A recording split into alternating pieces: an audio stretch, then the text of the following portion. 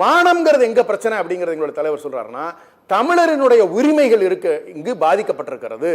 எப்படிப்பட்ட உரிமைகள்? இங்க நாம காலேஜ் கட்டி வைப்போமா, மெடிக்கல் காலேஜஸ் டிஸ்ட்ரிக்ட்டுக்கு ஒன்று வச்சிருப்போமா, இவங்க நேஷனல் மெடிக்கல் கவுன்சில் மூலியமா இந்த சீட்டுகள்லாம் எடுத்துக்கிட்டு நீட்டுன்னு கொண்டு வந்து வச்சுக்கிட்டு இங்க இருக்கக்கூடிய டாக்டர்களுக்கு பதிலா வடநாட்டில் இருக்கக்கூடியவர்கள்லாம் கொண்டு வந்து இங்க வச்சு படிக்க வைப்பாங்களாம். நீ வேணா அங்க மெடிக்கல் காலேஜ் கட்டிக்கிட்டு போய, என்ன நியாயம் அது? ஒரு உதாரணம் நீட். இது போல நிதி ஒதுக்கீட்டில் எவ்வளவு பாரபட்சங்கள். நான் கேட்கிறேன் பாரதிய ஜனதா கட்சி அவர்களை பார்த்து, நீங்க தமிழ்நாட்டுக்கு நல்லது பண்ணிட்டு நீங்க ஓட்டு கேட்டீங்கன்னா இங்க இருக்கக்கூடிய மக்கள் வாக்களிப்பதற்கான வாய்ப்புகள் இருக்கிறது. செஞ்சது பூரா தொடர்ந்து பச்சை துரோகம். ஒரு விஷயத்தில ரெண்டு விஷயத்திலயா, இங்க இருக்கக்கூடிய பல்கலைக்கழகங்களை எல்லாம் ஏதோ இந்த கவர்னர் தான் ஆரம்ப காலத்திலிருந்து பாவம் பாரம்பரியமா நின்று உருவாக்குன மாதிரி போய் உரிமை கொண்டாடுறாரு. அதை வேடிக்கை பார்த்துக்கிட்டு இருக்கீங்க. அவர் அனுப்பி வச்சிருக்கிறது நீங்க. எப்படிப்பட்ட அக்கிரமங்களை நீங்க செய்து கொண்டு அதை இன்னைக்கு மீட்டெடுத்திருக்கிறார் எங்களுடைய தலைவர்.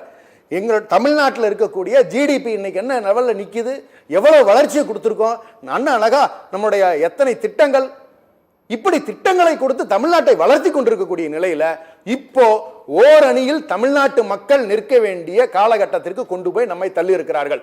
ஒருவேளை அண்ணா திராவிட முன்னேற்ற கழகம் பழைய அண்ணா திராவிட முன்னேற்ற கழகமாக இருந்திருந்து ஏதேனும் ஒரு திராவிட கட்சிகள் மட்டுமே தமிழகத்தை ஆண்டு கொண்டிருந்த நிலையில் இருந்திருக்குமே ஆனால் இந்த அவசியம் எங்களுக்கு ஏற்பட்டிருக்காது. வேறு கருத்துக்களை நாங்கள் பதிவிட இருந்திருக்கோம், வேண்டி இருந்திருக்கும். ஆனால் இன்று அந்த அண்ணா திராவிட முன்னேற்ற கழகம் அமித்ஷாவினுடைய அடிமை முன்னேற்ற கழகமாக மாறிவிட்டது அப்படிங்கறத நான் என்னால பார்க்க முடியுது.